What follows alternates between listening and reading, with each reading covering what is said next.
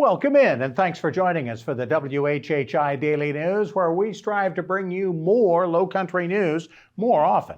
I'm Bob Stevens. The State House, the whole State House, finally debating how to spend a record $13.8 billion for the next year. Leaders say many amendments from the Conservative Freedom Caucus could slow things down a little bit. Currently, the budget expects to give state employees, law enforcement and corrections officers, nurses and teachers raises of up to 5%. Almost $200 million more dollars could be spent on Medicare and Medicaid funding, and $200 million more for bridge repair work.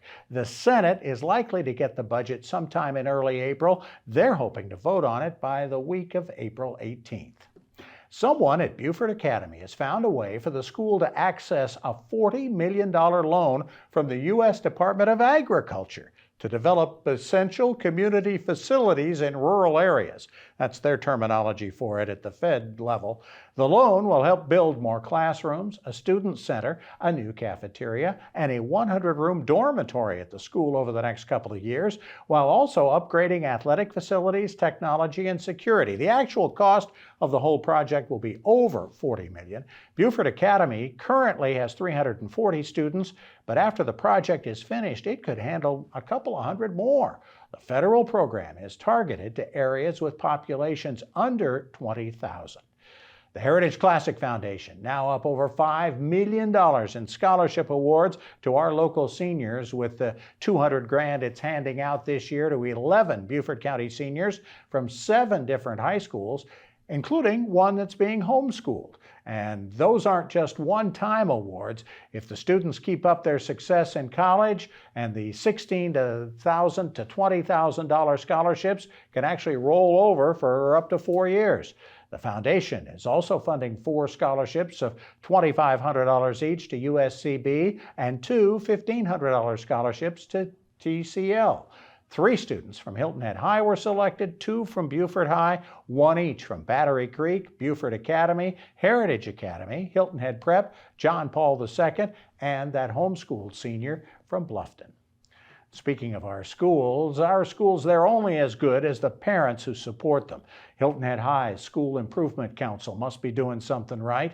It is one of just 5 finalists for the Riley Award for School Improvement Council Excellence, along with schools in Aiken, Greenville, Charleston, and Sumter. The winner will be announced later this spring. And if you need your Murdoch News fix for the day, that portrait of Alex's grandfather that was taken down from the Colleton County courtroom where Alec was convicted of killing his wife and son, well, that portrait's been put back up. The painting is of Randolph Murdoch Jr., who was known as Buster, who was the 14th Circuit Solicitor that covers most of our part of South Carolina, a position held by a Murdoch family member for more than 8 decades.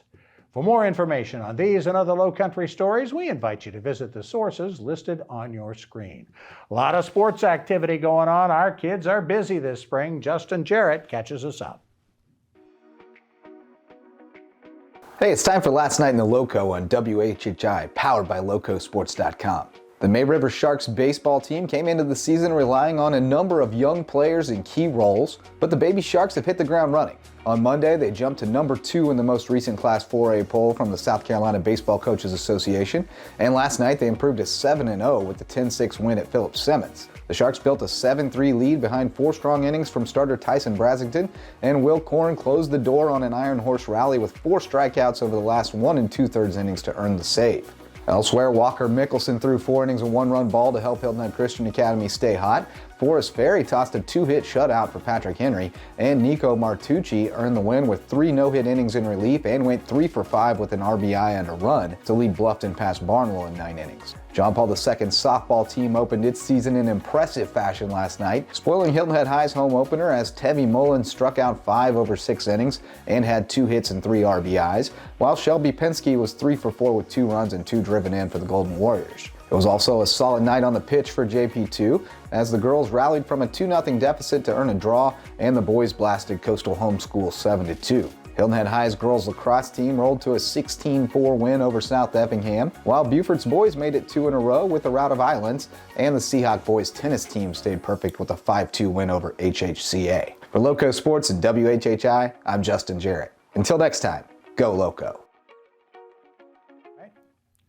Weather a bit cool to begin the week. How do things look later on in the week? Maria Soden has more.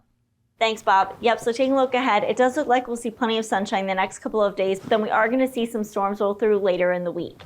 Taking a look at Wednesday, however, it's going to be sunny with Hilton having a high of 58, a low of 39. Bluffton's going to have a high of 60, a low of 35, and Beaufort's going to have a high of 61, a low of 38.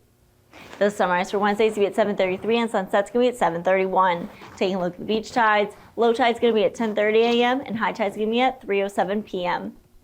Taking a look into the rest of the week, a little bit into the weekend. Thursday, it's going to be sunny with highs in the 60s and lows in the 40s. Come Friday, it's going to be partly cloudy. We will see a couple late night showers roll through. Highs are going to be in the 70s, lows in the 50s. And then come Saturday, we are going to see scattered showers and thunderstorms throughout the day, but then it's going to clear up by the evening. Highs are going to be in the upper 60s, lows in the 50s. That's it for today. Let's head back to the desk. Thanks, Maria. Up next, we've got a couple of great guests who are going to be talking about what's going on Hilton Head Island and some things going on countywide that you might not even know about yet. Stay with us.